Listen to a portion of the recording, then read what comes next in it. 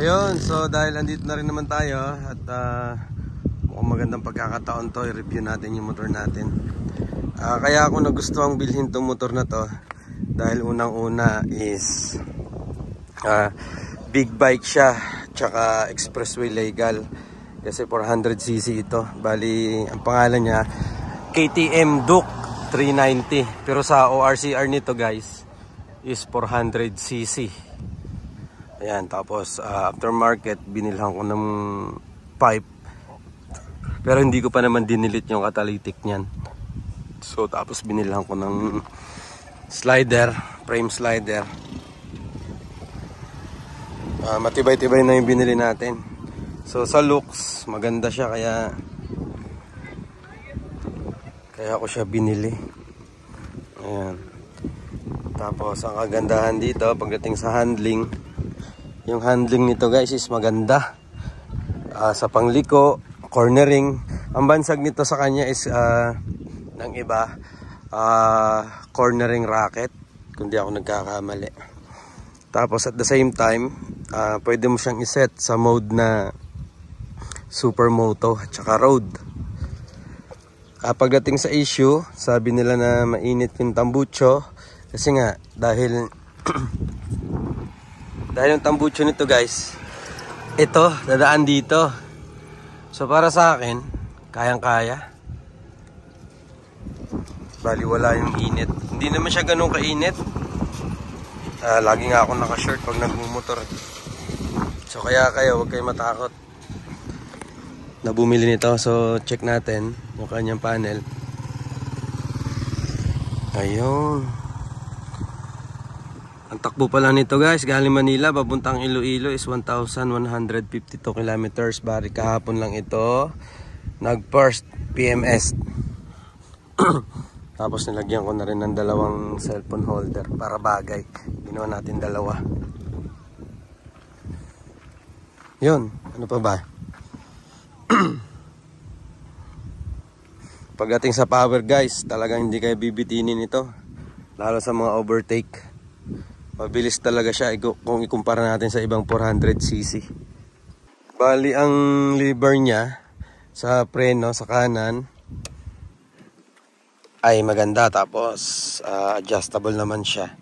So sa height ko, pagdating sa height, kasi ito adjustable din to. Pagdating naman sa height, 5'4" yung height ko. Tiptoe ako pero kayang-kaya. Kasi sa pangliko is madali siyang iliko.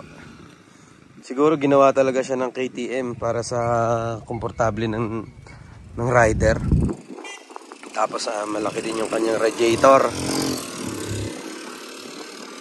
Ayun. Yun pala yung mga nadagdag natin. Slider, tapos muffler, at saka yung cellphone holder.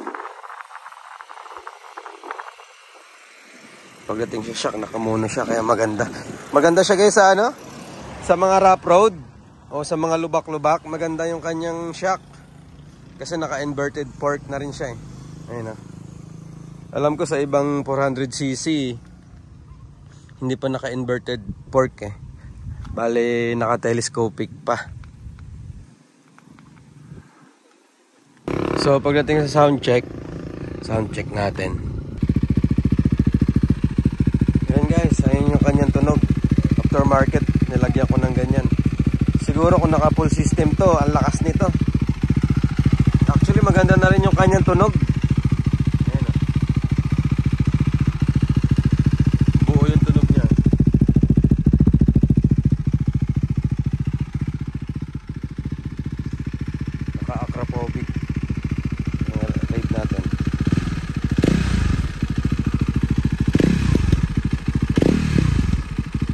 Yun, patayin na natin, kaya may mga tao dito eh.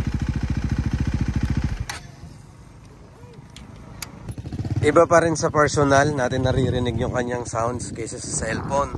Iba pa rin yung pandinig natin eh kaysa sa recording ng mga gadgets. So maganda yung sounds niya sa ano, sa personal or sa reality, sa real time. So guys, yun lang. So ano pa ba? Dito na natin tapusin yung review. Kung may tanong kayo about sa Para sa issue sa akin, wala naman. Yung init, konti lang naman. Kayang-kaya nyo. So kung may tanong kayo, message nyo lang ako, mag-comment lang kayo kung anong gusto nyo itanong about sa motor na to. So, yung tangke nito is 15 liters. Yun. So hanggang dito na lang siguro guys, yung review natin sa motor natin. Salamat. Paki-like, shares and follow naman ako sa page ko, Kuya Mike TV.